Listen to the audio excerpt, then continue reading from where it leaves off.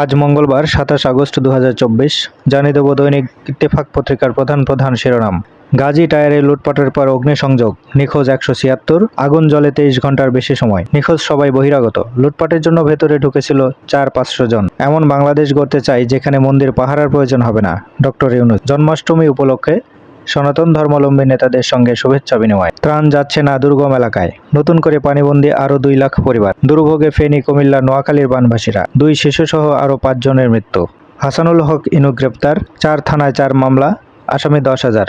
৩৮৮ answer সদস্য কারাগারে। পিলখানা হত্যাকাণ্ড নিয়ে সাবেক ২ সেনা কর্মকর্তার জবানি, কতিপয় সামরিক, বেসামরিক ও রাজনৈতিক নেতৃত্ব জড়িত। জিজ্ঞাসাবাদের নামে জিয়াউল আহসান ৪৩ বিডিআর সদস্যকে হত্যা করেছিল। মাস্টারমাইন্ড ছিলেন তারিক আহমেদ সিদ্দিক। বাইডেন মোদি ফোনালাপ, বাংলাদেশের হিন্দুদের নিরাপত্তা নিয়ে কথা। আনসার শিক্ষার্থী সংঘর্ষ, জড়িতদের বিচারের আওতায় আনার দাবি বৈষম্য বিরোধী ছাত্র আন্দোলনের।